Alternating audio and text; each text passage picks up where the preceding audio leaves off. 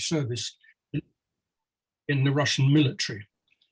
This is where we started last time, I think. So wait a moment, I got it. And, right, okay.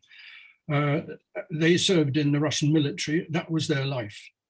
First, there was great uncle General Mikhail Andreevich Kobiev, after whom I was named, a fighting soldier and commander of the Wild Division in World War I. Now, how do I move this now from the next one? Right, got it. Then there was my great-grandfather, Colonel Yevgeny Apollonich Yonin. He was not a fighting soldier, he was rather a colonial administrator. And then came my grandfather, Artillery Captain Sergei Davidovich Kobiev, Seryozha, as he was known in the family. The Kobievs and the Yonins were both based in Batumi, a strategic port in the southwest corner of Georgia, just a few kilometers from the border with Turkey. During the Anglo-French occupation of Batumi, Seryozha was chief of the Batumi city police. When the Russian Revolution finally reached Batumi in the summer of 1920, most of the Kobievs and the Yonins fled into emigration via Istanbul and then on to Belgrade. Having been Russophiles and loyal servants of the Ancien regime, for them, independent, nationalist and Menshevik Georgia was not really a very safe place to be. General Kobiev and Colonel Yonin were both almost at the end of their active service life. They were old men, one was 58 and the other 54. Seryozha was younger, he was only 29, so his prospects in emigration were better. The general settled in Belgrade, where his wife obtained the post of director of the Russian school. It was nice for him to have a wife who was able to go out and work and keep him going. Colonel Yonin and Seryozha eventually found their way to Paris. There they joined thousands of other emigres who'd fled the revolution. The number of Russians in Paris at that time is difficult to determine, but they're in the 20s and 30,000s. As former military men, they... Yes. No, it's yes. You don't want the I think some video because that will show us. I don't think anybody. As former military men, they now needed skills very different from those which had enabled them to live in relative comfort, serving in the armed forces of the Russian Empire. Life in Paris was tough, and they had their families to feed. When Paris became their home in 1923, Colonel Yonin was with his wife, Olga Busia, as we knew her. Busia had few skills other than cooking and a sweet character. Seryozha was with his wife, Katyusha, and their daughter, my mother, Irina, aged just 7. That's my speakers. So there were 5 months. Oh, we can't get out of this. And can the person who is not muted, please mute, otherwise we're in some competition. Oh, shit. You see, I didn't put the speakers on. I can't get it. Katyusha, my mother, had gone on to Paris ahead of the others who were still in Belgrade. She was the only member of the family with immediately transferable skills. She was tall, she was beautiful, young, elegant. She had poise, a sense of dress, and knew how to deport herself in elevated social circles. Helped by friends and relatives from Batumi, she found employment as a mannequin and worked for some of the most famous Paris fashion houses. Katyusha was a great performer and walking the boards, often modeling Russian-inspired haute couture, fitted in well with her. She earned well initially and was able to support the whole family. As time went by, however, the fashion for things Russian fell away. She was no longer quite so young or quite so beautiful, and well-paid work became more difficult to find. Seryozha came to Paris armed with a pile of references from his former British colleagues in Batumi. Employment, however, was not easy to find. In 1923, he worked for 6 months as a lift boy at the Paris branch of Lloyd's Bank, probably using the English that he'd picked up when he was chief of police dealing with the English in Batumi. He then trained as a taxi driver, the traditional entry-level employment for immigrants and refugees the world over. It was when working as a taxi driver that he got his big break One day, early in 1924, he was at the wheel of his taxi when he was hailed by a very large gentleman and addressed in Russian. One might as well use Russian, I suppose, at that time for taxi drivers, because so many of the Russian in emigration were taxi drivers. This gentleman turned out to be an acquaintance from Batumi, one Nikolai Ratushev.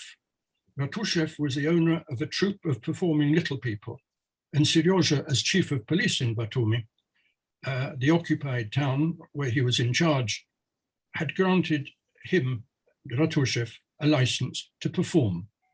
Now, fetching up in Paris with no French and no English, Ratushev was finding it difficult to arrange shows for his troupe. To cut a long story short, he offered Seryoja the post of troupe manager, and Seryoja willingly accepted. For grandfather, this was a dream come true. He was a born performer and had always wanted to go on the stage. The military, it turned out, had been a false start. Here you see him at the wheel of a very large car outside the Ratushev's residence in Villemomble, a commune on the outskirts of Paris. The little people, all 13 of them, are lined up in front, posing for the photo. If you look at my grandfather, who is at the wheel, you'll see a little head poking round, and that's my mother. That's the first introduction to my mother, who you'll get a little tiny bit more about her later. It was shortly after Seryoja took on the group, the job of troupe manager, that his marriage to Katyusha sadly fell apart. They divorced and went their separate ways. Seryoja eventually teamed up with Tamara Kamtsakurdia. I'll come back to Seryoja, Tamara, and the little people a bit later. For the moment, I want to introduce you to the person with whom Katyusha eventually teamed up following the divorce. This was opera singer Nikolai Vasilievich Strahovich, alias Lavretsky. We'll call him Nick, as he was known to us as Nick in the family, or I will refer to him also as Lavretsky, as he was known on the stage. Of all my Russian grandparents, blood and step, Nick was the one about whom I initially knew least. However, when he died in 1979, aged 93, among items I managed to collect from his Paris flat were 2 battered brown suitcases. I did peep into the suitcases at the time, but never really examined what they contained. And it was only when preparing talks about my Russian heritage that I made the most amazing discovery. Among individual photographs of Lavretsky on and off the stage were programs of his performances in France and abroad, small theater bills, huge posters, correspondence with impresarios and leading Russian opera singers, contracts, sketches for set designs, and lots of reviews in a variety of languages, almost all of them with mentions of Lavretsky highlighted, I presume, by Nick himself. Nick was born in St. Petersburg in 1886 and studied at the St. Petersburg Naval Academy. It was there that his fine tenor voice came to the notice of the authorities. And as a young officer, he was granted special permission to sing in concerts at the Imperial Geographical Society. He took lessons in singing from leading teachers of the time, also stage design with Meyerhold, and most importantly for his subsequent career, makeup with Lebedynsky.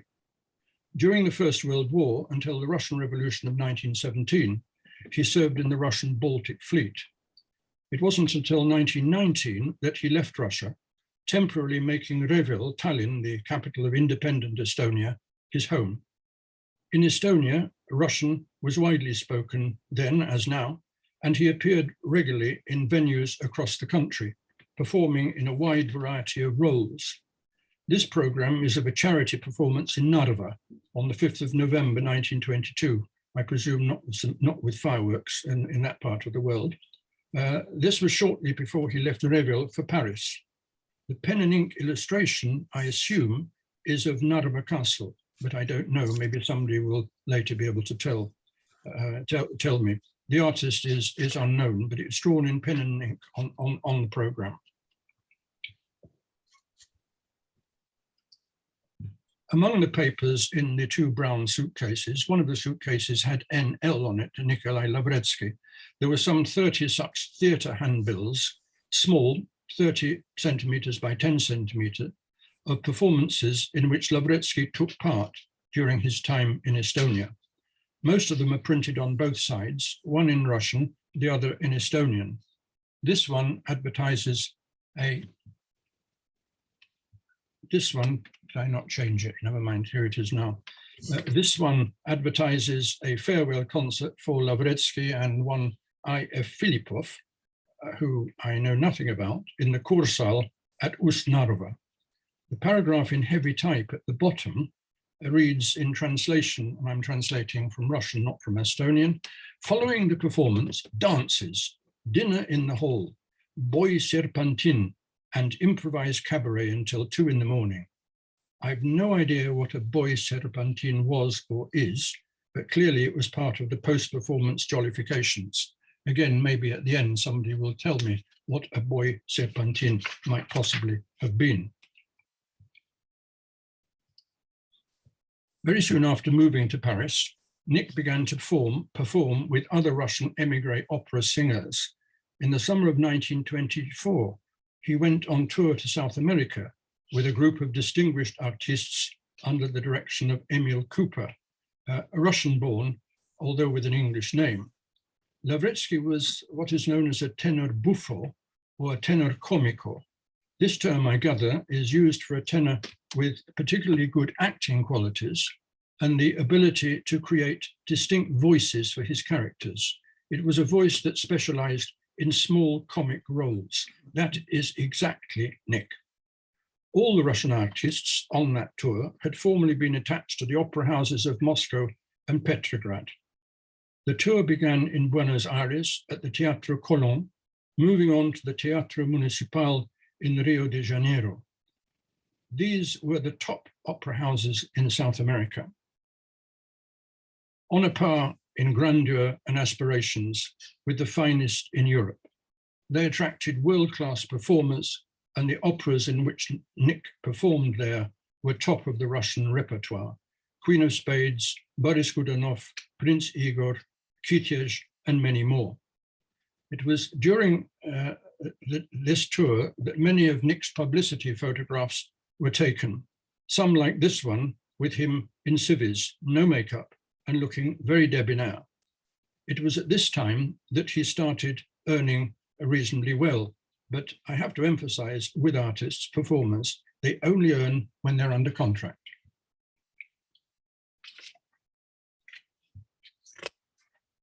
This is the cast list for the production of Prince Igor at the Teatro Colón in 1924, when Nick sang 2 roles, the roles of Ovlur and Yeroshka. Notice the advertisements particularly. I like the one with the small one of the large motor car in the top right. And then it's the kind of things that people who go to the opera would be interested in. Louis Federer's champagne, pianos, expensive binoculars, going out to eat and enjoying themselves. Also among the photographs taken of Nick at the time were ones like this one with him in his established roles. I'm not sure to which opera this relates, but Nick is here heavily disguised on the left. He was famed not only for his comic performances, but also for his mastery of makeup and disguise. Although the parts he played were relatively small, in reviews, he was invariably singled out for positive mention. And I've got many, many reviews from the South American tour in Portuguese and in Spanish, neither of which languages I have. So sometime I'm going to need some help having a look through them. Here he is certainly in the role of Misail in Boris Godunov, a role he played many times. Unfortunately, few of the photos in his archive are annotated. There are no dates, there are no places, there's no indication of the roles. And I'm not a specialist in Russian opera, and so a lot of work still needs to be done to establish facts and figures. Most photographs that I have are posed shots like this one. Where exactly this was taken, I don't know, but I'm always intrigued by the pipes in the bottom left. Unfortunately, I don't have any pictures of him in performance on the stage, nor as yet have I managed to trace any recordings. This should be possible if I go back to old recordings of Shaliapin in operas like Boris Godunov, because if it's a full opera, then Nick will be there. What role he's playing here, I don't know, but I suspect that his intentions are not altogether honorable, and how the encounter ended, we do not, of course, know. As we are into pictures of Lavretsky in his theatrical roles, here I want to show you two portraits of him that have come down to me. This one, measuring just 38 centimeters by 30, is in the role of Misail, and it's signed C. Popov. Thanks to Julia da Costa, and Julia I know is here this evening, I've discovered that C. Popov was Konstantin Popov, an artist and costume and theatre designer active in Paris in the 1930s. I suspect he may have done this picture of Nick when working on the 1931 Paris production of Boris Godunov, in which Nick performed alongside Shaliapin. And the other picture I have is slightly larger, 66 by 46. It's not signed and it's not dated, and I've not yet been able to identify in which role Lavretsky is depicted.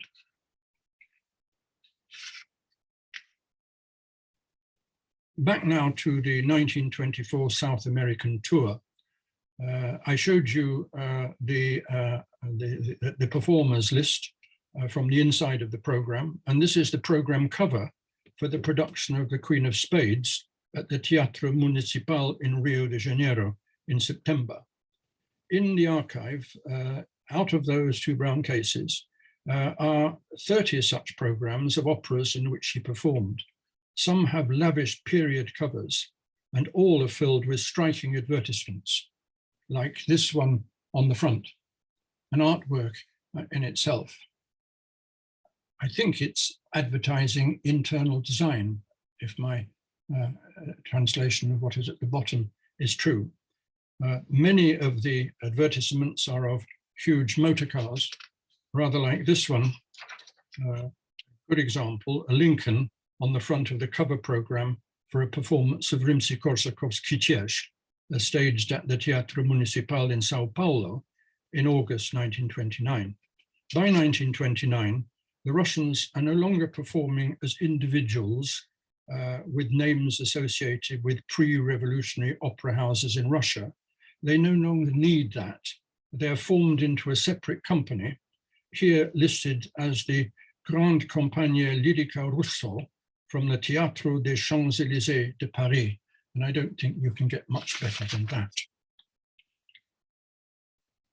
The programs often had pictures of performing artists, all with names. And when I get round to it, these names and these pictures will help me identify some of the photos in Nick's archive, given to him by performers and sometimes signed and sometimes not.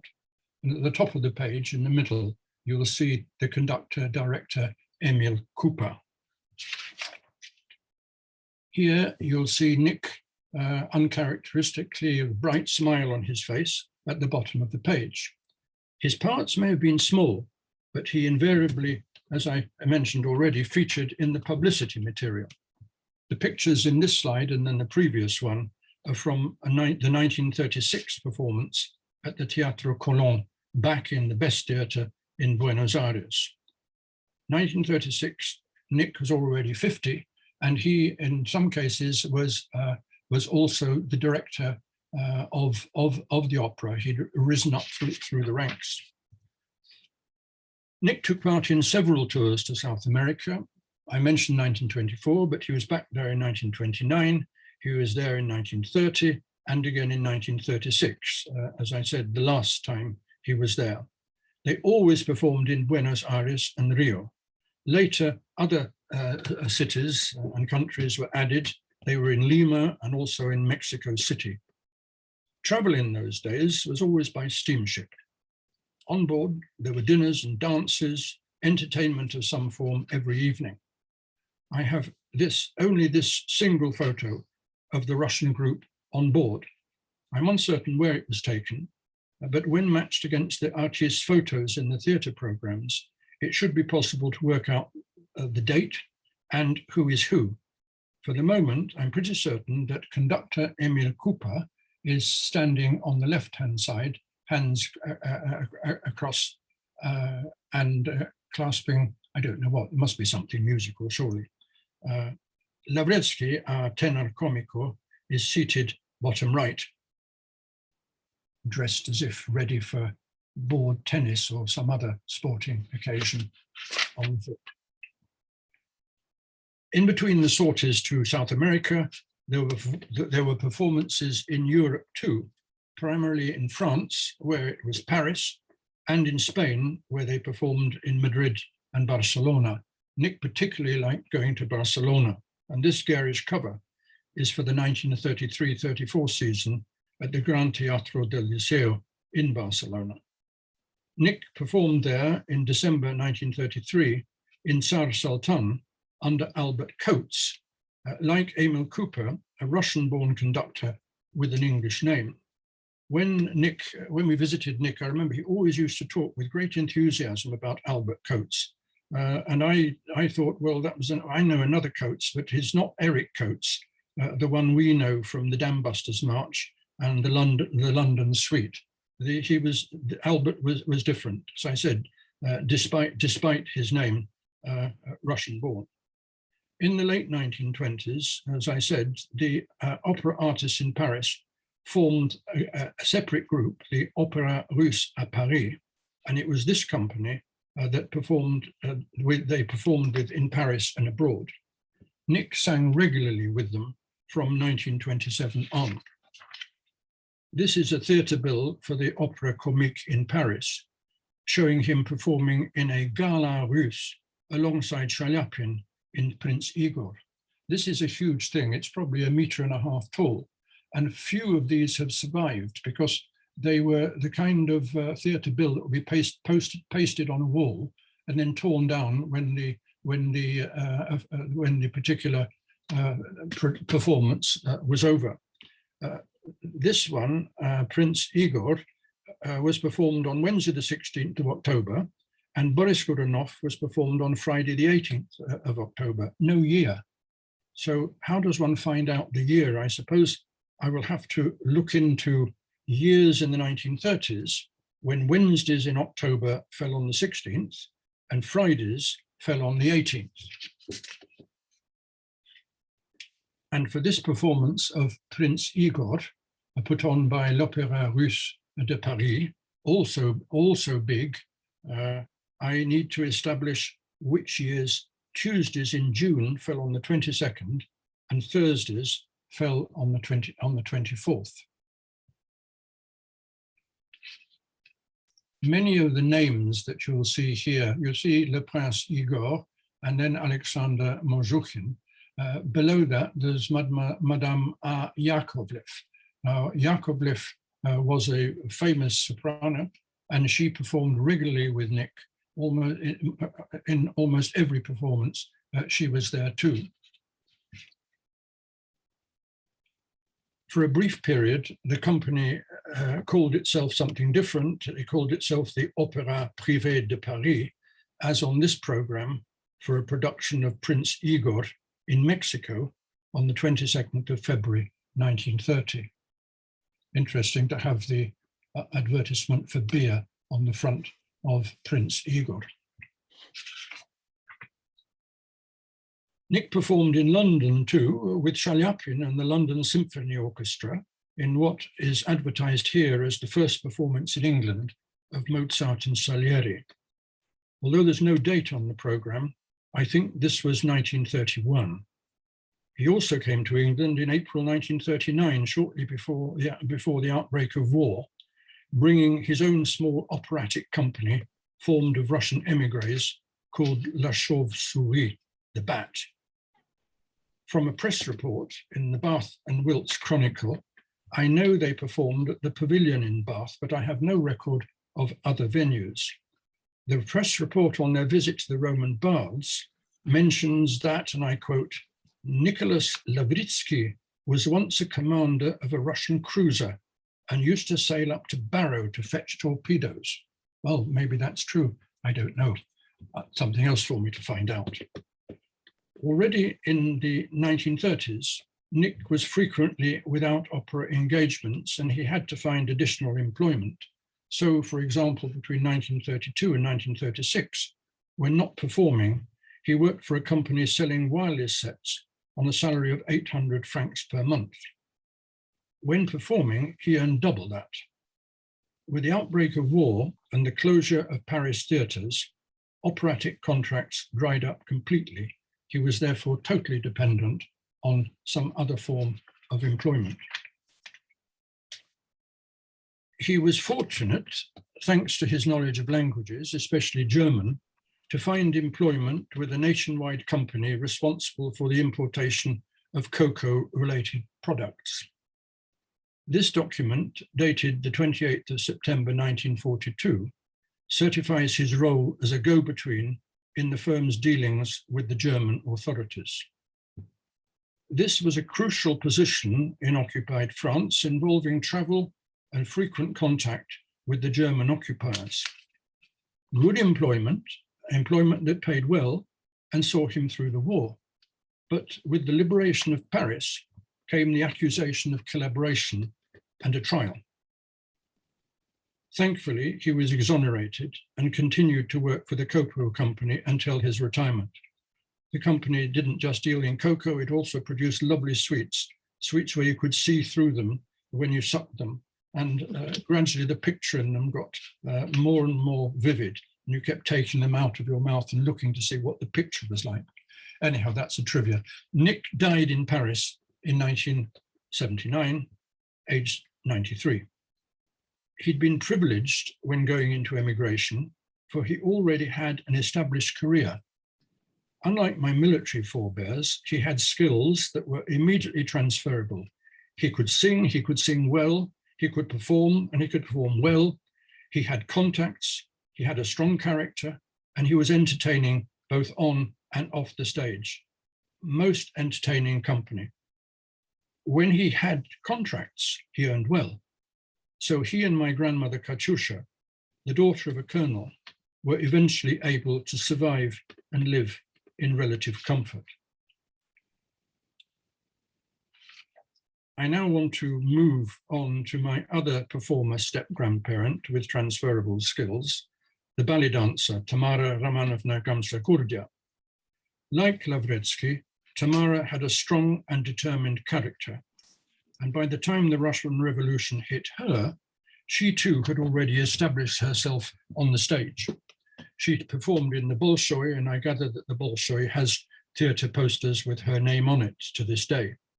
She was born in Tbilisi in Georgia in 1896, at the other end of the empire from Nikolai Lavretsky, who was born in St. Petersburg, as I said. Her father, Roman Sergeyevich, was a distinguished administrator and constructor of circus buildings across Russia, both before and after 1917. If I knew more about him, he would be worth a couple of talks, I'm sure. Tamara studied in Moscow at Mikhail Mordkin's private ballet school and became the prima ballerina at Zimin's private opera. This picture shows her aged no more than 16 at Mordkin's in what I think is her examination dress. It was most likely sewn by herself. She certainly, like most ballet dancers, made her own shoes, and I have a document showing that she's fulfilled a course and done everything necessary to graduate in ballet shoemaking. There is, I think, a special name for ballet shoes, whether they're points or not, I think that's probably the term. Anyhow, after 1917, financed by her father, she moved away from Moscow and down to Odessa, where she opened her own ballet studio. Before going on to the ballet, just a brief note about the family. There were 3 girls in the Gamsa-Kurdia family. There was also one boy, Konstantin. The girls, Clara, the oldest, in the middle here, Tamara on the left, and Valya. This picture was taken in Ivanovo in 1909, probably, and I suspect that Roman Sergeyevich, her father, was most probably working at that time on the circus building there. All 3 girls trained as dancers, ballet dancers and circus performers. Tamara and Clara eventually emigrated. Clara went to the USA, where she became a bareback horse rider in leading US circuses. Valia stayed on in Georgia, where she helped found the Georgian National Dance Ensemble. And their father never emigrated. He went on with his circus administration and eventually became holder of a Stalin Prize and was given a Stalin gift flat.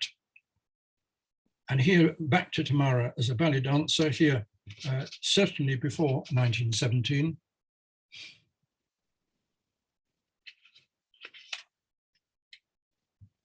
Among Tamara's pupils at the ballet school was one Alexander Miroshevsky.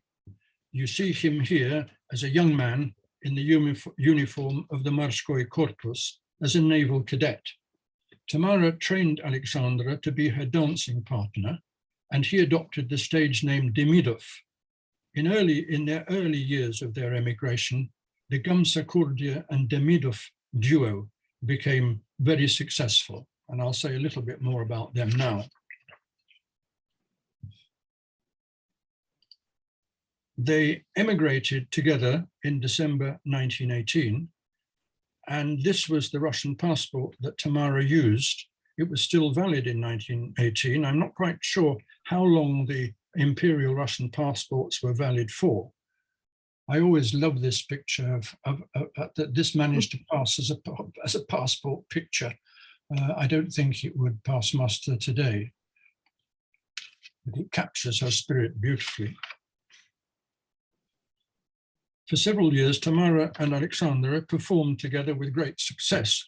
Like other similar Russian duos of the period, they rode on that huge wave of Western interest in Russian art, culture, and performance, created in part certainly by Diaghilev and the Ballet Russe. In France, they performed in prestigious venues such as the Casino de Paris, in South America, in the Buenos Aires Theatre of the Columns, and in North America, at the Winter Garden in New York. They also came to London, performing top of the bill at the Coliseum. This is the poster advertising them at the Coliseum. I say top of the bill. I think that's the position, the top left-hand side. Unfortunately, there's no date on the program, but I'm pretty certain that it was August 1920. And I'm amazed that they were able to land such a prestigious venue so soon after their emigration. If somebody could tell me how I can find out what programs were put on by the Coliseum and when, I'd be very, very grateful. One of their most successful numbers was the Bacchanalian. Those who have visited me at home in Tunbridge Wells will know that I've got 4 of these pictures on the staircase wall, because I think they're absolutely splendid. Bacchanalian, I gather, was choreographed by Tamara's teacher, Mikhail Mordkin, to the music of Glinka. And pictures of them in this energetic number were widely used as publicity material, and this is part of the publicity material. It was certainly among the numbers they presented at the Coliseum in 1920. The reviewer in the stage was not impressed, however. He or she, I don't know whether it was a he or a she, wrote as follows: Tamara Gamsakhurdia, Alexander Demidov, and Vasily Orlov. Vasily Orlov was Alexander's brother, who worked with them very briefly. Principal dancers from the Grand in Moscow, that wasn't altogether true, never mind, are associated in a number of dances, the best of which is the Joie d'amour item, which is performed to Kreisler's music. And then their interpretation of Glazunov's Bacchanalian differs from others that we have had in London, for the abandon of the dancers is rather carried to excess, and this militates against graceful dancing. Well, part of the purpose of Bacchanalian is that it is excessive. This was Tamara's favorite shot. She was very fond of Alexander, but she used to say of this one, I like this one because it shows most of me and least of him. Family law has it that this number put to an end Tamara's ballet performances How true this little story is, I don't know, but I will repeat it because it was repeated by my mother. At one point in the dance, Alexandra drags her on her back across the stage by her hair. Apparently a nail had been driven into the floor by a rival ballerina, and it so tore into her back that she was unable afterwards to dance. This tale is repeated by Alexander Vasilyev in his monumental study of the influence of things Russian on French fashion in the 1920s and 1930s. It's called in English Beauty in Exile, and in Russian Krasota v изгнании. Much of what Alexander Vasilyev says about Tamara and also about my grandmother Katyusha is based on stories that has been told by my mother. And here another poster of Demidov and Gamsa-Kurdia, and their energy and abandon is well captured here in this contemporary poster. I wish I had more posters, but there again, that's something else that I still have to do. They also performed in less energetic, more classical numbers. This, I think, must have been taken very early on in their work together.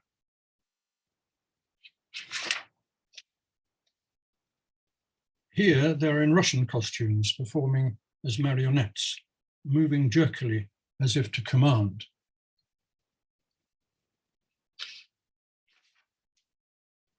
Their repertoire was very varied. They often performed in national costume, choreographed certainly everything by Tamara, costumes designed by her and Alexander, and most certainly sewn by her.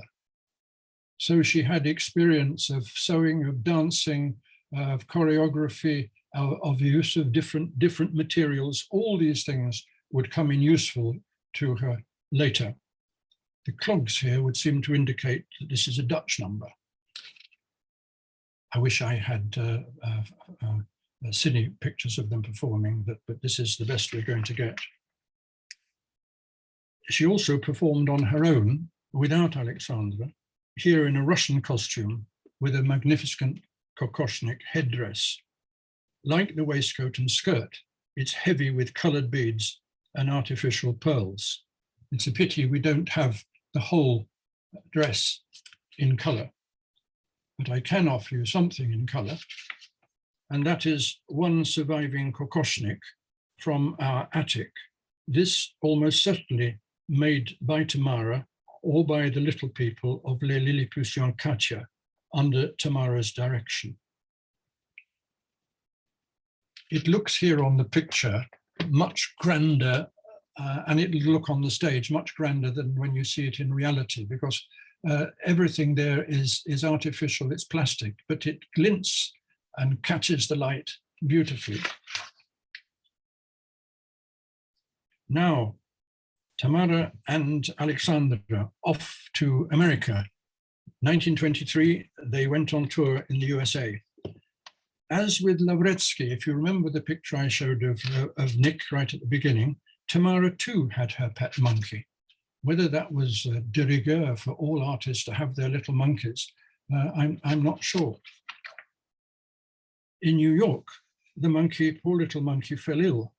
And this picture appeared in a New York paper in September 1923, alongside an article which had the following headline: Jacko, pet of Russian ballet, ill in Bronx. Russian danseuse' tears flow for monk. What we see here is the little fellow being given oxygen by the chief of one of New York's veterinary hospitals. Nothing but the best for the little monkey. Sadly, the treatment was not successful. I think he was a South American monkey and didn't like the American climate. And Tamara has written on the reverse of the picture in Russian, I'll translate. My dear little boy Muminka passed away 19th of September 1923 at 10 o'clock in the evening, New York. Tamara never had any children of her own, and that is very, very sad, but the performing life doesn't make for having children and looking after them. there were times between performances when they could relax. Here, relaxing in the south of France. Relaxing, if that's what you call relaxing. I mentioned earlier that Alexandra was trained by Tamara in Russia before they emigrated, and she was never very complimentary about his qualities as a dancer. He did, however, have a fine physique, was a very pleasant character, and Tamara always praised him for his qualities as a good lifter on and off the stage. On меня хорошо поднимал, she used to say. Again, I don't know what the precise ballet term for lifter would be. There must be something less primitive than that. And Alexandra, besides being a good lifter, was also a very gifted artist, sketching designs for Tamara's costumes. A few years ago, Dorothy and I managed to visit Alexandra's son, one of his surviving sons in Paris, and he has a huge collection of Tamara's photographs and pictures that have been drawn by Alexandra. Here is a costume signed and dated Demidov, 1923, New York. Notwithstanding the talents of Alexandra and the success of the Gamsakhurdia-Demidov ballet duo, the couple's marriage, like that of my grandparents, didn't survive the strains of the 1920s. Alexandra and Tamara too went their separate ways. They did, however, remain in close and friendly contact. Alexandra's mother worked for the fashion firm L'Orbelin, of which Tamara became directrice and about which I will say something very soon, and Tamara supported her financially. And when Tamara teamed up with my grandfather and Alexandra remarried, she and Seryoja became godparents to their sons. She was always very generous. Alexandra later trained as a physician and was successful in that role. Finally, before we accompany Tamara on the next stage of her performing career, I want to show you this striking portrait of her, painted sometime in the early 1920s. Those who came to my last talk will already know, will already have seen the picture, and I did at that time ask if anybody would be able to decipher the signature. It is signed, but it's undated. The picture hangs in our guest room, and it's in the guest room that our grandchildren, Louis and Hugo, come to stay. And when they come, it's hanging side by side normally with a portrait of Lavretsky. And they insist on the two portraits, one of Lavretsky in performance and the other of Tamara here being turned to the wall. They find them spooky. The third period in Tamara's life is also connected with performance and the stage. But first I need briefly to return to Nikolai Ratushev, my grandfather, and the little people. Seryoja didn't find working with Ratushev easy. He took exception to the intolerant, unfeeling way Ratushev treated the malenki lyudzi, the little people. And after something over a year, Seryoja resigned. It can't have been an easy decision for him to give up what was good employment. However, not long after his resignation, 6 of the little people in Ratushev's troupe, also fed up with the treatment they were being given, wrote to him asking him to take them on. This Seryoja did happily, and so he became manager of the 6 defectors. The defectors were later then called Les Lilliputiens Katya, and they're all pictured here on a publicity postcard. Printed on the reverse, I read, La troupe des Lilliputiens Katya du Casino de Paris, manager S. de Corbie. And I can imagine how proud Seryoja was to have that card advertising his new work. Here they are lined up in their Sunday best. Ernest Lehmann on the left, the chief joker, Grunia, Max, Masha, Grigori, and Katya, the troupe's prima ballerina. Katya and Grigori were brother and sister. The youngest in the troupe was Ernest in his early 20s, and the oldest, Grigori, in his 40s. In late 1924, soon after accepting the post of manager, Seryoja took the troupe to America. This is the bearer page from the passport he used to travel to the USA. I was going to not show this picture, because I've already got too much, but Allah said, no, it's interesting, it's interesting. Well, it is interesting. Like so many Russian emigres, Seryoja never believed the Soviet experiment would last, certainly in the early years of his emigration. He hoped one day to return to Georgia, and he retained his Georgian passport, issued by the Georgian legation in Paris in 1924. He retained it until after the Second World War, and that was when he took on French citizenship. I don't think the Georgian legation could have issued very many passports because this is numbered 1,210. It wasn't long after the American tour that Seryoja fell for and fell in with Tamara. She'd been engaged by Ratushev to teach the troupe dancing, choreography, working out new numbers, and generally whipping them into shape. I speak metaphorically, of course. Tamara brought to the troupe her experience in ballet, her experience in set design, choreography, costume making, material management, and her performances in prime venues across Europe and America. She also brought her tough Georgian character, personal self-discipline, and determination to succeed. Under Tamara's and Seryoja's direction, over the next 10 years, the troupe was very successful. They too performed in top venues across Europe and the USA. They even ventured across the Mediterranean to Tunis, Tunisia, and Algeria, and across the Channel to London, where they too performed at the Colosseum. That was in 1934. In her family album, my mother records how the little people performed in numbers such as the one you see here. The picture must have been taken before Seryoja took over because there are more than 6 of the little people there. My father would walk on from the side of the stage against the curtain, still drawn, carrying a couple of dolls dressed in the costumes of the number about to be performed. He'd say a few words about the number to the audience. The curtains would then open and he would place the dolls on a sofa or chair at the back of the stage. Daddy would then walk off. The band would strike up and the dancers appeared to do their turn. By the end of the troupe's performance, as the Lilliputiens bowed to the audience, the chairs were well covered with dolls in their image. And as you can see from this picture, it wasn't easy to distinguish dolls from dancers. And what had happened is that the malinki ludzi, the little people, had become the big ones. In another act, the little people were dressed as tin soldiers. Seryoja would carry them on, all stiff, and having stood them up one by one, would wind them up.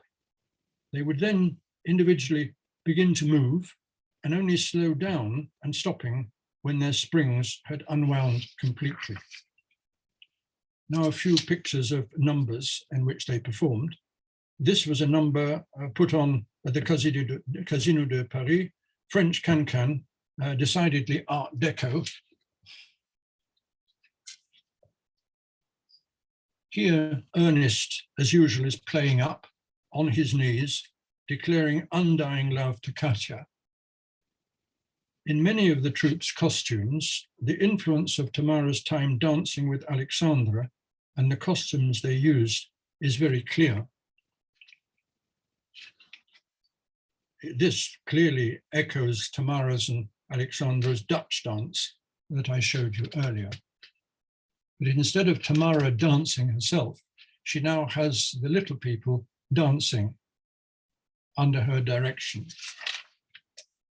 Tamara and Seryoja became father and mother to the little people. Seryoja saw himself not just as their manager, but as their protector, as their counselor, their doctor, and their friend. Never did he refer to them as Lilliputiens, or midgets, or dwarfs.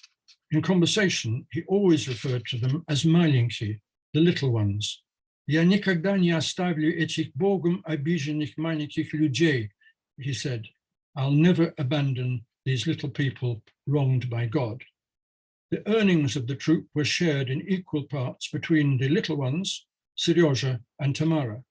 And so when their stage career came to an end in the early 1930s, each had a goodly sum set by, and they were able together to buy a fine villa by the Seine on the outskirts of Paris. They lived upstairs in this villa. And as they were all, the women certainly were good seamstresses, they worked for Tamara, producing garments for her in what was her last professional involvement with the L'Orbelin fashion house. But before that, a couple of pictures of them on tour. They traveled as one big family, and in between shows, they went sightseeing, had picnics, often going cycling and on boating outings. The two albums of photos I have show them all having fun together. This one taken in North Africa, dressed in their smartest outfits for a trip into town. It's very difficult in the photo albums usually to tell when the pictures were taken and certainly where. This is one of the few pictures where I'm pretty certain where it was taken in Rome, doing the sights, and here outside St. Peter's. Somebody correct me if I'm wrong, but I think that's probably where it is. And here they were on their North African tour. I suspect this was taken in Tunisia, a bit blurred. I'm not sure who the lady is on the right. In her stance, she looks extraordinarily like my sister, Marianne, but it can't be Marianne at that time.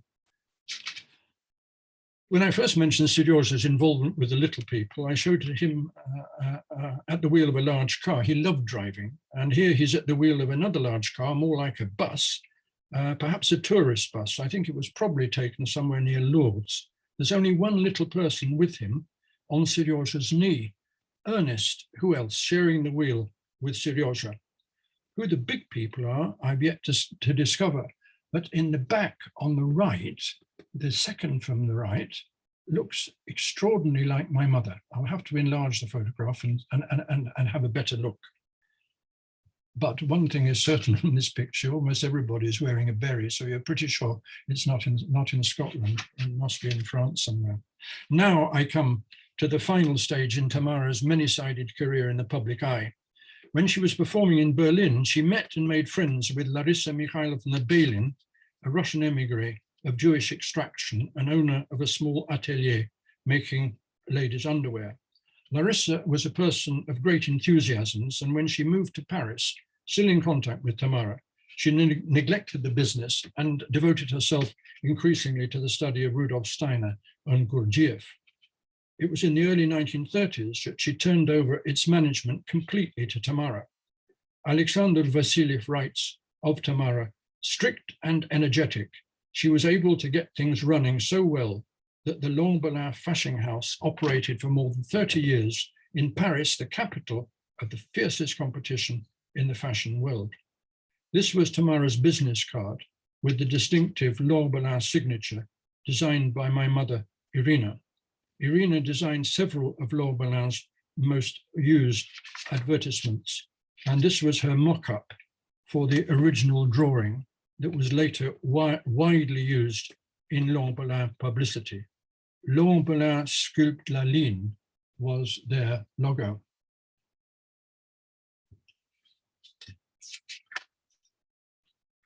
In the 1930s, Tamara contributed a series of workout articles for health-conscious fashion magazines.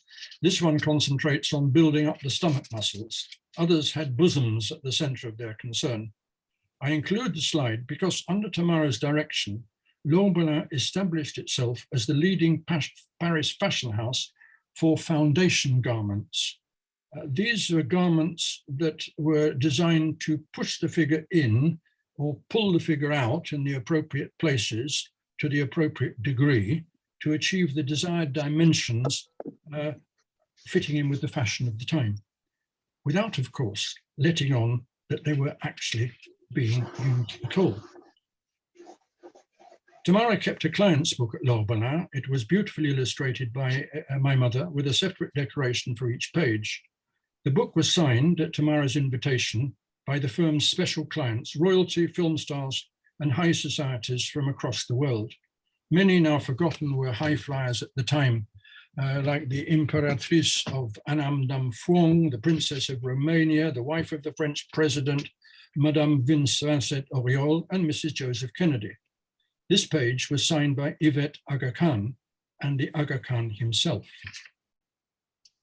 Yvette was a charming and beautiful woman and had been Miss Lyon and Miss France in 1930. She and Tamara were very close.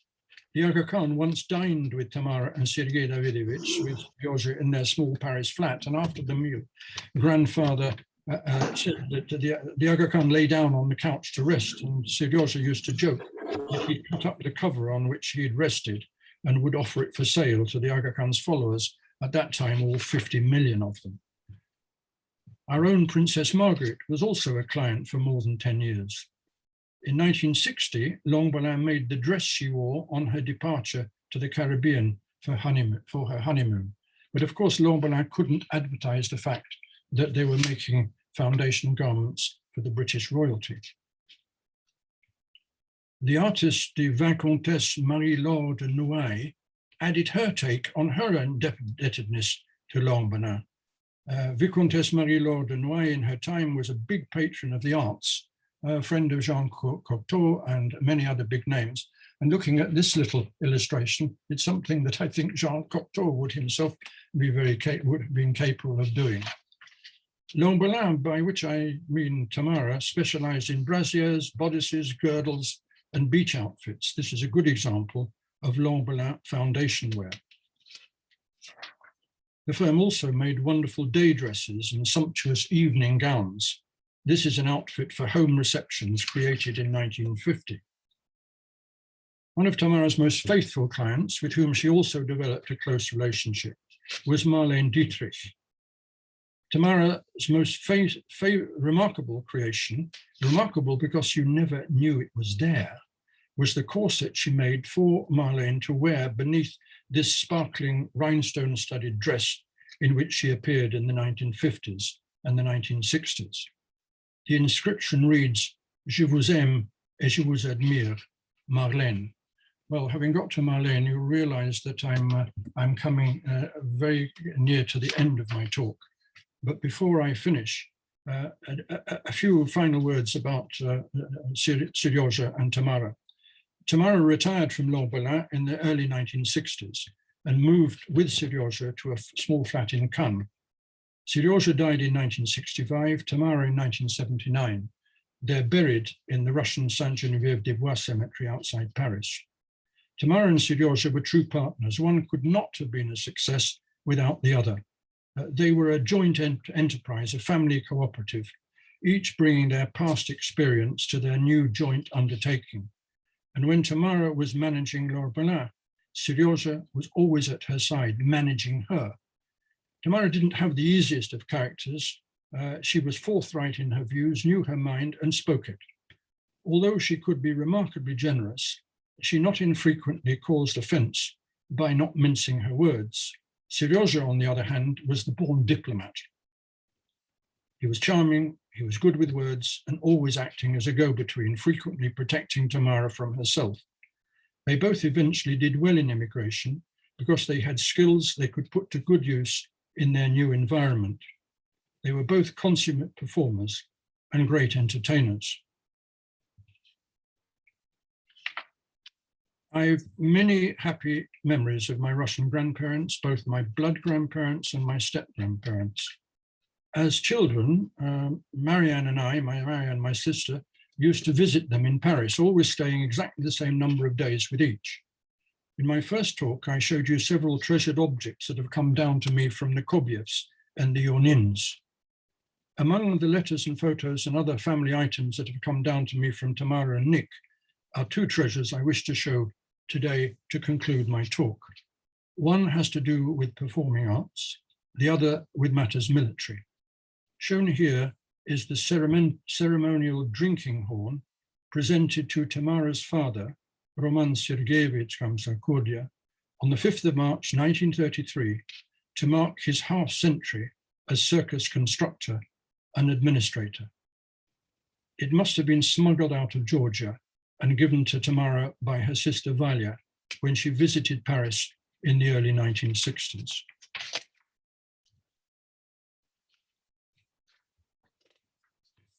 The second treasure is this bronze equestrian maquette inherited from Nick. It's the work of Italian sculptor Arnaldo Zocchi, And those of you who visited Bulgaria will, I'm sure, recognize the figure as Emperor Alexander II, the Tsar Liberator. Lettering on one side of the base reads, "A Son Excellence Monsieur Bakhmetiev." On the other, Arnaldo Zocchi, Artifice 1904. Now is not the time to go into the history of the statue, but I do know that Korbievs fought in the Russo-Turkish War of 1877-78 that led to Bulgaria's liberation. They didn't actually fight in Bulgaria, they were fighting on the Kars front. And now, finally, to something totally different. A different kind of memento. This is a photograph of my sister Marianne's wedding in 1969, wedding held in Bidborough Parish Church, Bidborough, a small village near Tunbridge Wells in Kent. It was at this wedding that Nick and Tamara met for the very first time. They both had difficult characters, as I've mentioned once or twice before, and in family circles, they had little positive to say about one another. We were very worried, how would they get on? Would they speak to one another? Would there be a Russian-style scandal in Bidborough Parish Church? Nothing of the sort. They got on splendidly, acting the part of senior family members, swapping stories of their days on the stage and their holidays in the Balearics.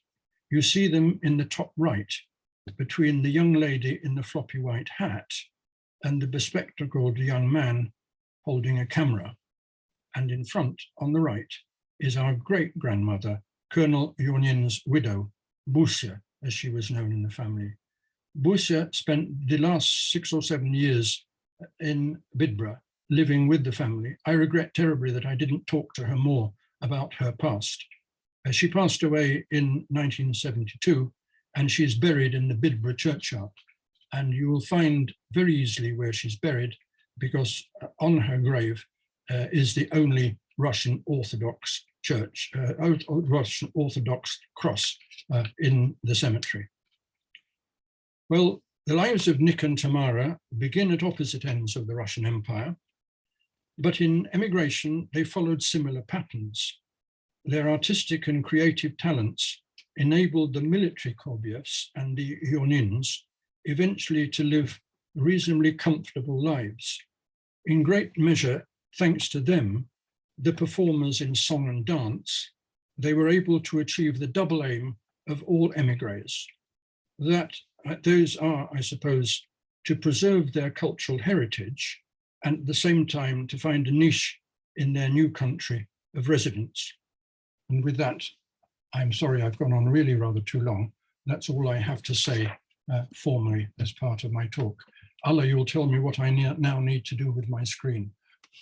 Just say stop sharing. Stop sharing, right? Stop share. Okay, right. Thank you so much, Michael. Stop share. That was quite fascinating. I find it difficult to speak now. It's just gone quite numb. Thank you so much. That was very interesting. If you have any questions, please unmute yourselves and so that we can hear you. Doing these talks has really meant that I've had to delve into the things that I've inherited from the Russian side of the family much more deeply. And I would never have done that without, and there's still a huge amount of work to do.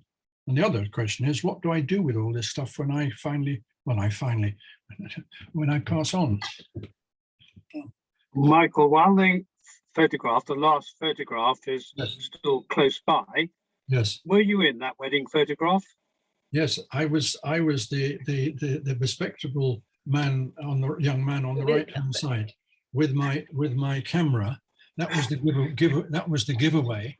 And Dorothea was the lady in the floppy hat, and my mother was next to Dorothea. But as I said, this talk wasn't about my mother. But without my mother, I wouldn't have been here today. So I'm obviously deeply grateful for everything she did for me. Well, could I perhaps just add that really was a wonderful talk, Michael. I'd encourage you to write a book. Really, I'm sure it would be a bestseller. It was a lovely, fascinating story a personal story, yes, but it's really reflected quite a lot of the 20th century as well. So Yes, yes. think about it. Yeah, I do a lot of thinking. The thing is, I mean, what I told you today was the official side of things. There are many, many more anecdotes, obviously, that I could share with you, and I'm sure my sister Marianne would have many she could add as well. That was one of the questions I was going to ask you, Michael. That was absolutely amazing, fascinating. What are you going to do with it? You've got 2 daughters.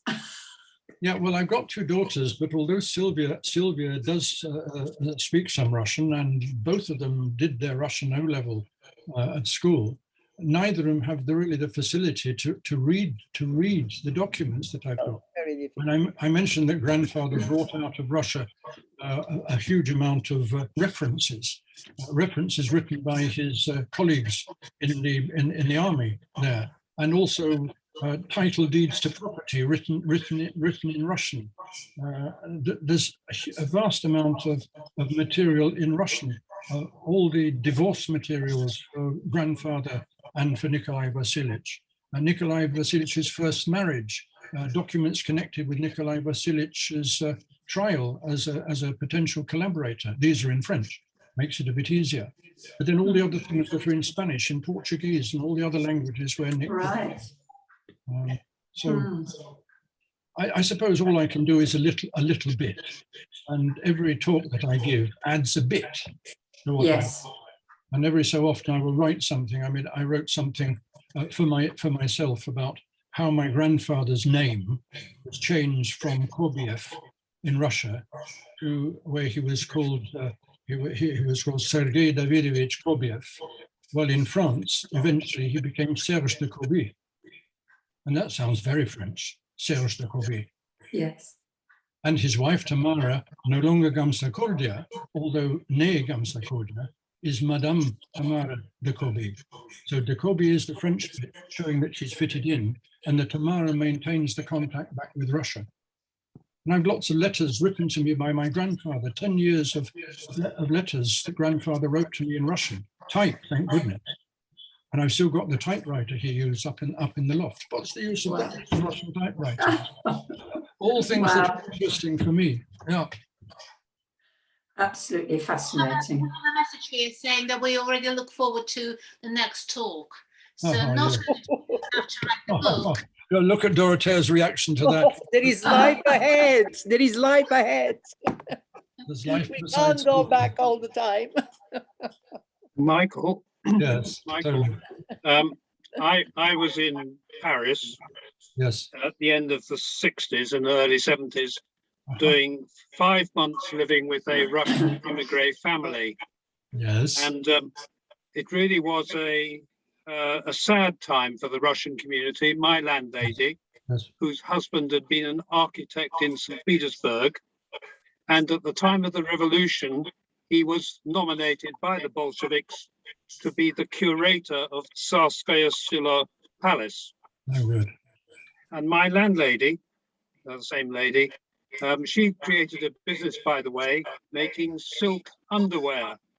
Perhaps she knew 1 or 2 of your relatives. Oh, she would have done. Yes. But the Yes. sad thing is that nearly every other day, she and her Ukrainian cook, whom she'd taken pity on, would be attending a funeral. Yes. And so you'd think that the Russian community may well have largely expired, but surely they didn't. They married, they had children. There must still be quite a large Russian community in Paris. Yes, Is and of course, there are new Russian emigres, of course, as well. You know, Yes. second wave, third wave, fourth wave, and so on. Yeah. When you mentioned that you stayed in a Russian family, well, Nikolai Vasilievich and Katusha used to take in Russian British students learning Russian, who in the Naval Academy at Krail Right. regularly, and Nick being a former officer in the Russian Baltic Fleet, it was very interesting for them. And he was very friendly with Mikhail Creighton, Gaskell, something like that, the director, until one year they wanted to billet a person of Polish extraction with him, and he turned it down flat. So I'm not Right. having a something Pole here. And with that came to an end the billeting of the naval cadets with him. Yeah, they were typical of the people that you talk about. And one nasty young man said of them, he said, "I'm not interested in what you're talking about. I'm just interested in your talk, the fact you're talking Russian," which wasn't very sensible of him. He could have learned a huge amount from them. On the wall in the flat in Paris, there were pictures of Shaliapin signed by Shaliapin for Nikolai Vasilievich. What happened to those, I don't know. Talking about musicians, one of my naval instructor, I don't know if I've ever told you this, but he was a cadet again in St. Petersburg, but he was at the earthquake in Sicily in 1907, and he left the Imperial Russian Navy in 1917 or 18, and he settled in Paris, and his mother, or rather, his mother's sister was Mussorgsky's wife.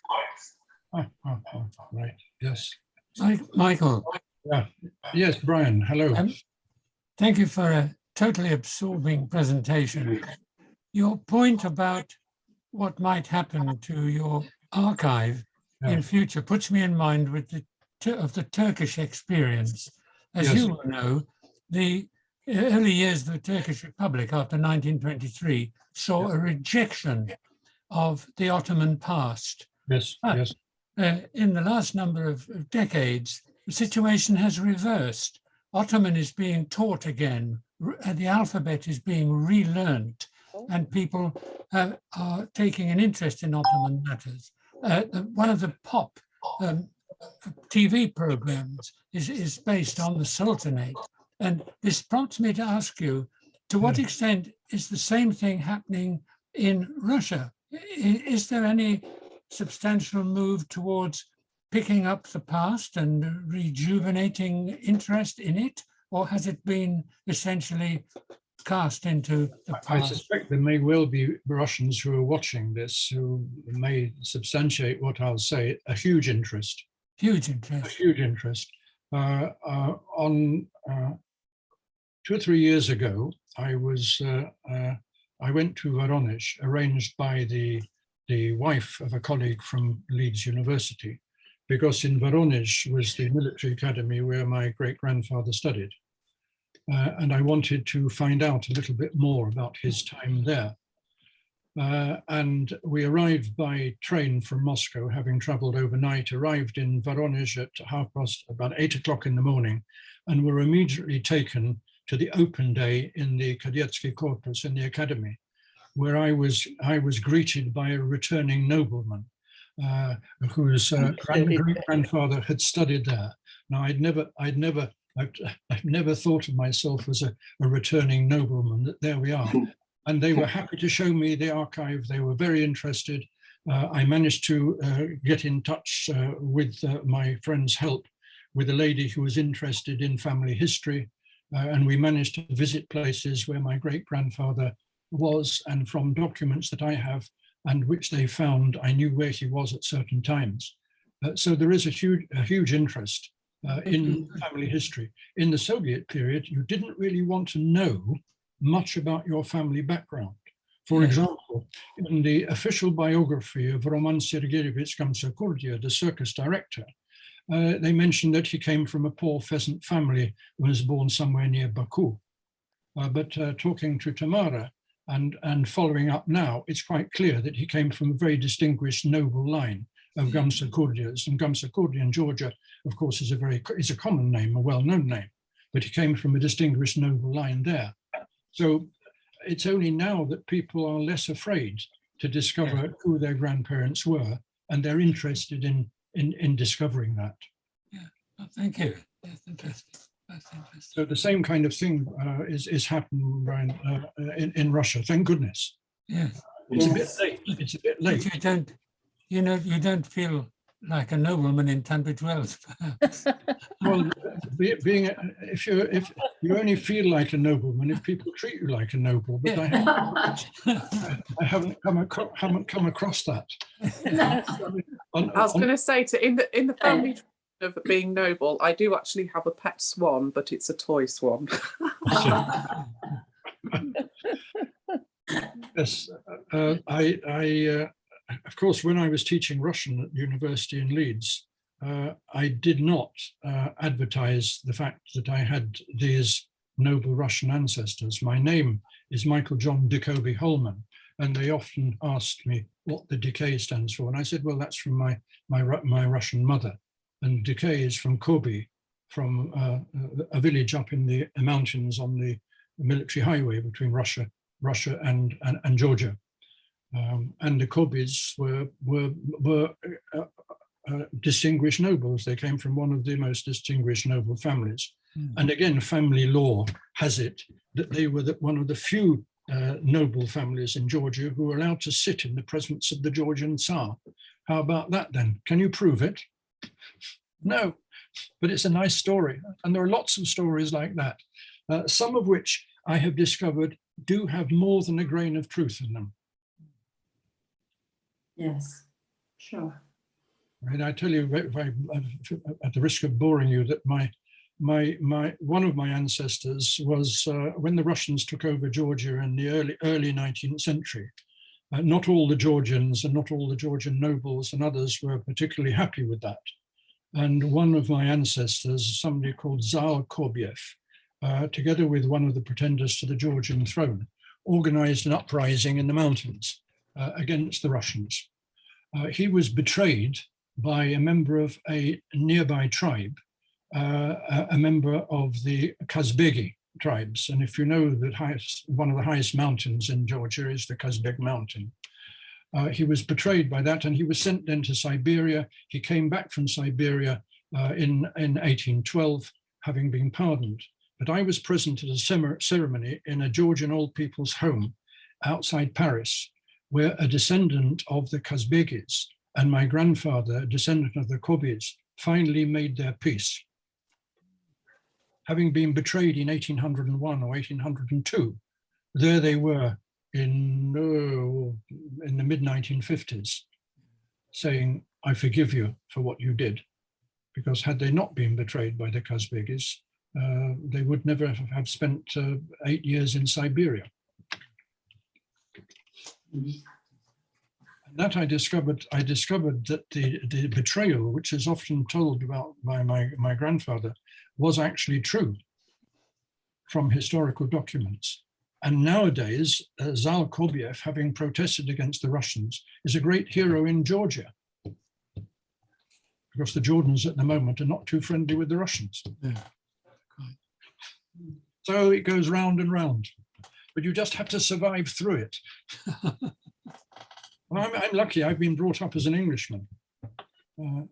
Although I was brought up speaking Russian by mummy and very conscious of my Russian background, I'm English, so I don't suffer from the split personality and the split allegiances that emigres of first and even second generation have to go through.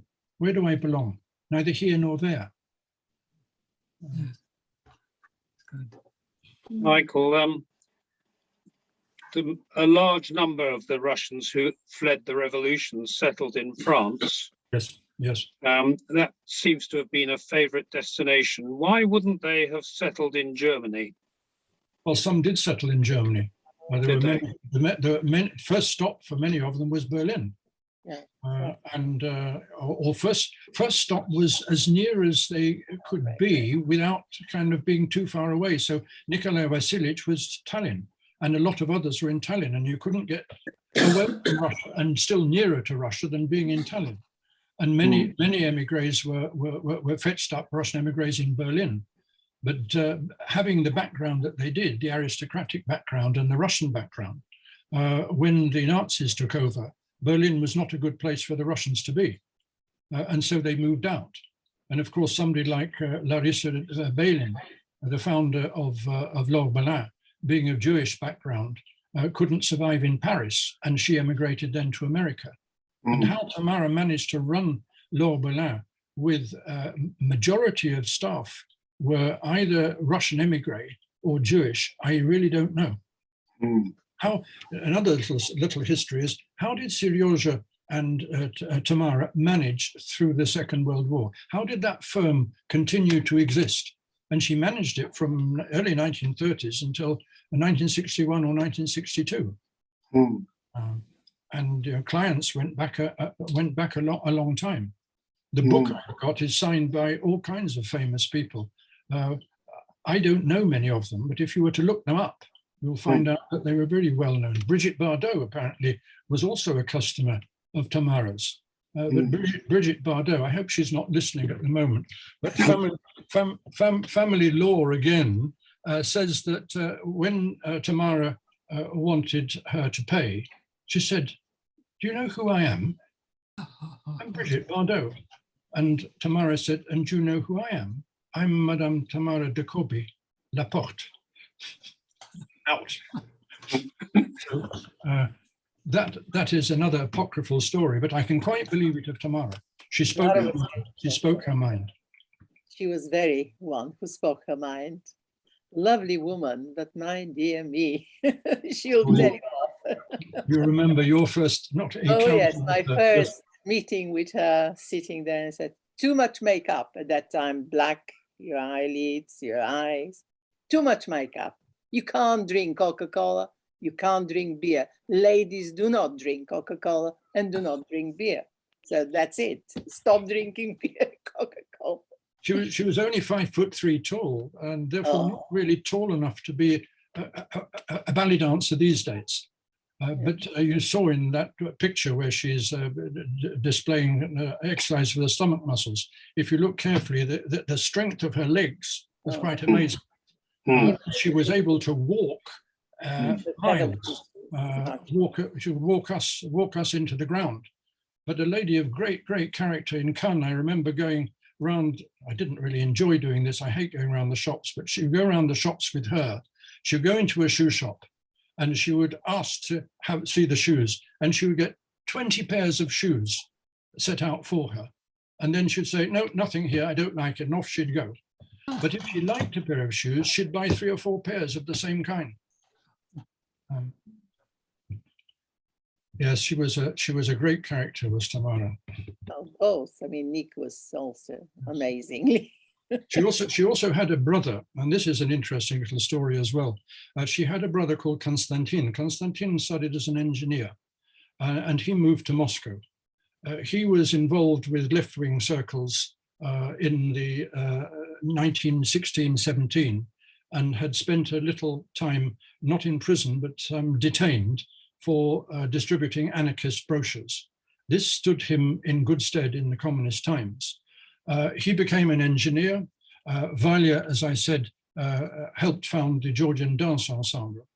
And Tamara lost contact with them between, I suppose, 1921, 22, until late 1950s, when through the Red Cross, it was possible again to establish contact.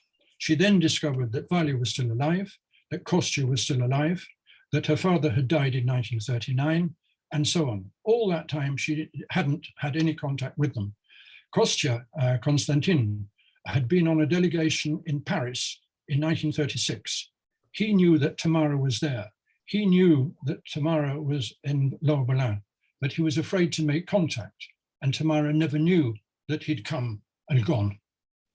Horrendous stories, but amazing that they made contact in the end. And I met up with Kostya a number of times when I visited Moscow in the early 1960s. And I have a lot of letters from him as well in Russian, a lovely old gentleman.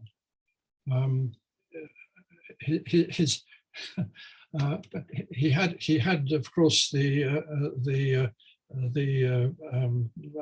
patronymic was Romanov, which wasn't altogether good in communist times, but there we are. You couldn't do much about it. You were lumbered with your patronymic, whatever.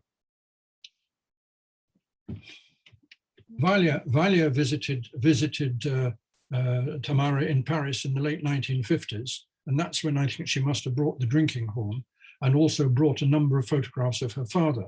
I have a photograph of her father, a photograph of her mother, and of various other relatives. She was totally overwhelmed by the cars in Paris, the amount of cars. Never seen anything like it. And Tamara kept up with her for a number of years. And there's another little mystery about Tamara. Well, there are many. I have some correspondence that suggests that Tamara offered her archive to a museum in Moscow in the early 1970s. And I have a correspondence, she had one-way correspondence with the Soviet ambassador in Paris, offering her archive. I don't know whether the archive ever got there. In some accounts I read in the press in Georgia, it said that she gave her archive and came back to Moscow and gave her archive to such and such a museum. She never went back to Moscow. I know that for certain. Now, whether she delivered her archive or not to the Musée imени Bakhrushina, I'm still trying to find out. I certainly don't have everything that's here that she had, but I don't know what she did with things, whether she threw them away. I have quite a lot, but I now have much more about Nikolai Vasilievich and where he performed than where Tamara performed with Demidov. So there are all kinds of extra avenues that need to be gone down. And I need to live to 150 to do half of it. Hope you do. I know I don't. I mean, that's too long. That's too long.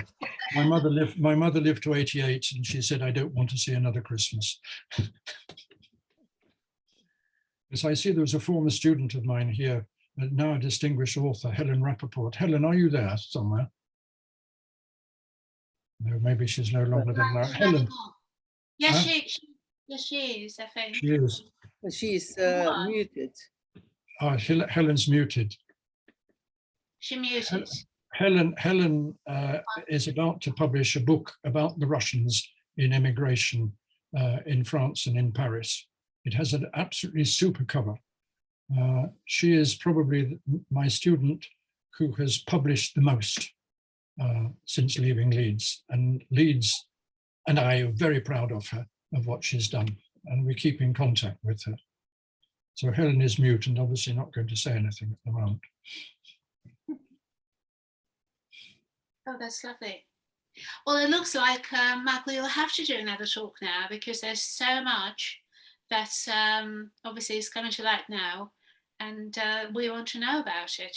And obviously, when you publish your book as well, you'll need to do a launch of your book. Yes, yes. So there are quite a few of your talks coming. You're going to be very busy. Dorothy, I'm so sorry. Well, I'm busy with my side, but Michael was very, very lucky with his mum really being very diligent and producing vast amounts of order, memories, pictures for her family as well as for her husband, which really is very, very helpful. I'm doing everything from my memory only. So it's very different. No, you're right. Dorothy is right. I've been very lucky. Irina, in her, I suppose, about 5 or 6 years before she died, produced family albums with photographs which she had kept and then annotated, and little books where she had written about the photographs and about her memories of Batumi, such as they were, about being in Istanbul, of fleeing through Bulgaria, being in Belgrade, and then being in Paris, and memories of her father, of her mother, which are very personal. And it's quite difficult to know quite what to do with them. They will stay in the family, quite clearly. But with photographs of Nick and his archive, which I'm now trying to catalogue, they really need to go to an archive where people will use them and follow up and maybe write some detailed history of Russian opera in Paris in the 1920s. Helen, I'm sure, will mention something of it in her book, but her book is broadly covering a lot of the activities of the emigres. Well, perhaps we could invite Helen to give us a talk that would be quite interesting. And Yeah, fascinating. well, if you could land Helen, you would be landing a really big fish. Helen, are you listening? Don't react.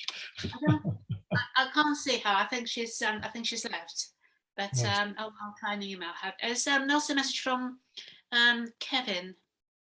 Can you see it, Michael?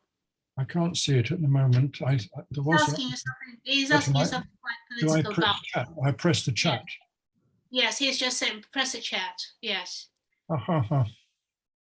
In Kaliningrad, that's absolutely amazing. What does Kevin do in Kaliningrad, I wonder? I think he talks about his mum. His mum's family was from Kaliningrad. That would be interesting. Well, Kevin sounds an English name, so Kevin may have Russian backgrounds.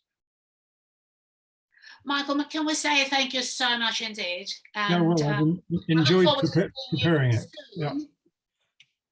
Yes, thank you very much, everybody. It's lovely to see people from my student days, from my contacts with Bulgaria, my sister, my daughters, my wife, friends from Tunbridge Wells, friends from the GB Russia, and others. And I hope that it has been interesting. I hope also that if you have ways in which you can help me identify some of the pictures and other things, that you do get in contact. And I saw Richard Davis there. Richard is the establisher of the Russian Archive in Leeds, where there's a tremendous amount of documentation and material to do with Russians in emigration, and not just in immigration, Britons in Russia and so on. Nice to see you, Richard. Maybe you are muted. There's I'm muted, but hello, there you are. Good. Hello. Hello, Zdravstvуй, Richard. How are you? I'm fine. I can tell you immediately that Tuesday, the 22nd of June, was in 1937. Right a moment. But I'll send you the perpetual calendar. Yeah. Yes, I've looked at that a number of times, but my head goes fuzzy when I start looking at it, because the theatre posters have no need to have the year.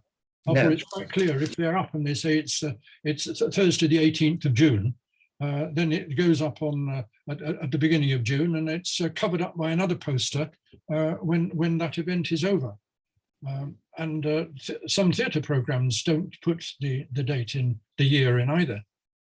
Why bother to say 1928? You're sitting in a theatre, the Grand Theatre in Buenos Aires, and you know that it's 1927. Why do you need to be told on the program? More importantly, to have the date and the day.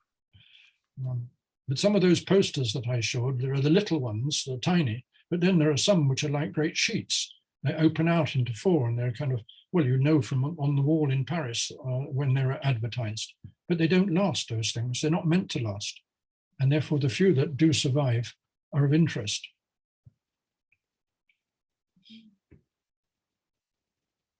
Right, I think I will bore everybody if I go on any longer. Allah, thank you very much. Thank you so much. No, there's no question of for arranging that. Thank you for forcing me to sit down and do a little bit more work.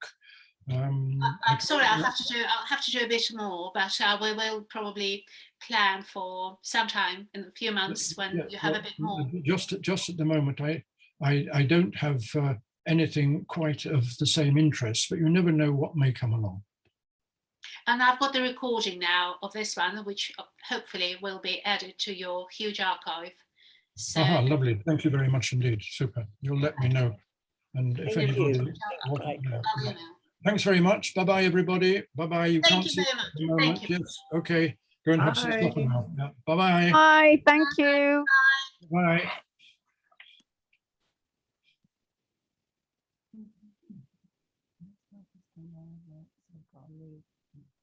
Hello, Marianne.